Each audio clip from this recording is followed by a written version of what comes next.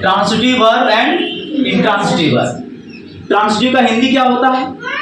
सक्रियक क्रिया, और इंट्रांसिटिव का अकर्मक क्रिया। ठीक है। अब देखो ट्रांसिटिव वर्ब किसको बोलते हैं? ये ट्रांसिटिव और इंट्रांसिटिव जो वर्ब है, ये मेन वर्ब को दो भागों में बांटा जाता है। जब मेन वर्ब को दो भागों में बांटा गया तो पहला जो हुआ वो मेरा हो गया ट्रांसिटिव वर्ब, और दूसरा जो मेरा हो गया वो मेरा क्या हो गया? इंट्रांसिटिव। अब यहां लिखा हुआ है main verbs has divided into two kinds. Main verb has divided into two kinds. Main verb को कितने भागों में बांटा गया है? दो भागों में। क्या क्या है? ट्रांसिटिव वर्ब और इंट्रांसिटिव वर्ब। ओके, अब ट्रांसिटिव वर्ब किसको बोलते हैं? देखो क्या लिखा हुआ है, the verb used with an object is called a transitive verb. The verb used with an object is called a transitive verb. ऐसे वर्ब जिसका ऑब्जेक्ट हो, ऐसे सेंटेंस जिसमें ऑब्जेक्ट लिखा हुआ रहता है, वो वर्ब को हम लोग कौन सा वर्ब बोलेंगे? Transitive verb. कहने का मतलब देखो है, या एग्जाम्पल लिखा हुआ है आई ईट राइस। आई ईट राइस, मैं खाता हूँ। क्या खाता हूँ? चावल खाता हूँ। तो इसमें मेरा ऑब्जेक्ट क्या है? मेरा राइस है। तो अगर कोई सेंटेंस में उस वर्ब का जो ऑब्जेक्ट आता है, उस वर्ब को हम लोग कौन सा वर्ब बोलेंगे? ट्रांसिटिव वर्ब बोलेंगे। ठीक है। तो मैंने अगर लिखा आई ईट, आई ईट, तो इसमें मेरा ऑब्जेक्ट है? नहीं है ऑब्जेक्ट। मैंने जैसे इसमें ऑब्जेक्ट दिया आई ईट ए मैंगो, तो ऑब्जेक्ट मेरा इसमें क्या हो गया? A mango. तो इसमें वर्ब मेरा क्या है? ईट है। तो ये वर्ब जो है मेरा कौन सा वर्ब कहलाएगा? Transitive verb. आया समझ में इतना? अब इसके बाद दूसरा क्या लिखा हुआ है? ही लव्स मी, वो मुझे प्यार करता है।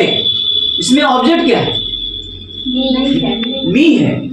ठीक है, इसमें ऑब्जेक्ट क्या है? मी है। अब मान लिया इसको हम मिटा दिए, अभी ऑब्जेक्ट है? नहीं है। वो प्यार करता है, किसको क्या प्यार करता है वो नहीं लिखा हुआ है, बट जैसे उसमें लिखा ही लव्स, मान लिया he loves Rinku, he loves Rinku, वो किसको प्यार करता है? रिंकू को प्यार करता है। तो इसमें मेरा ऑब्जेक्ट क्या है?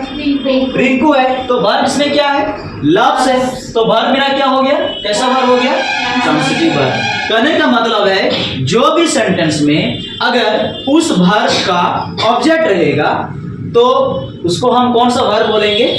Transitive verb. इतना आया ट्रांसिटिव वर्ब समझ में? अब देखते हैं हम लोग इंट्रांसिटिव वर्ब किसको बोलते हैं। इंट्रांसिटिव वर्ब का हिंदी होता है अकर्मक क्रिया। आप लोग हिंदी में पढ़े होंगे, सकर्मक अकर्मक पढ़े हैं कि नहीं पढ़े हैं? पढ़े हैं। अब देखो इंट्रांसिटिव वर्ब क्या होता है। The verb used without an object is called an intransitive verb.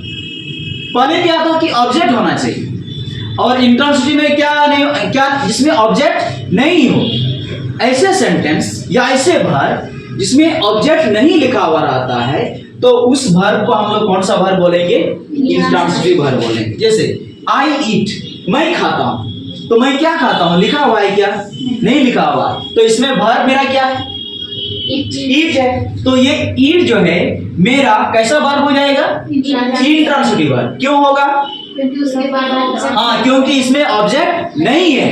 अगर इसमें ऑब्जेक्ट रहता तो ये मेरा वर्ब कौन सा वर्ब बन जाता? Transitive verb. ठीक है। अब दूसरा ही लव्स, वो प्यार करता है। किसको प्यार करता है वो नहीं लिखा हुआ है, बट इसमें वर्ब मेरा क्या है? लव्स है। ठीक है। तो लव्स है मेरा ट्रांसिटिव वर्ब होगा या इंट्रांसिटिव वर्ब होगा? क्यों होगा? हाँ, क्योंकि इसके बाद ऑब्जेक्ट नहीं है। तो फर्क क्या है ट्रांसिटिव वर्ब में? ट्रांसिटिव और इंट्रांसिटिव वर्ब में क्या है कि जिसमें ऑब्जेक्ट रहेगा उसमें स्थित जो वर्ब है वो वर्ब को हम लोग कौन सा वर्ब बोलेंगे? ट्रांसिटिव वर्ब बोलेंगे। और जिसमें ऑब्जेक्ट नहीं रहेगा और उसमें जो वर्ब है वो वर्ब को हम लोग कौन सा वर्ब बोलेंगे? इंट्रांसिटिव वर्ब बोलेंगे। आया समझ में? सबको आया कि नहीं आया? अब याद रखना, एक बार इसको प्रैक्टिस करना जरूरी है। देखो मेन वर्ब को कितने भागों में बांटा गया? दो भागों में। क्या क्या है? ट्रांसिटिव और इंट्रांसिटिव। जिसमें ऑब्जेक्ट रहेगा उसको हम लोग कौन सा वर्ब बोलेंगे? और जिसमें ऑब्जेक्ट नहीं रहेगा उसको हम लोग कौन सा वर्ब बोलेंगे? आया समझ में? कोई डाउट नहीं है? ठीक, वेरी गुड। हाँ, याद रखना इसको। अब दूसरा मान लिया आई रन, इसको नहीं कहते।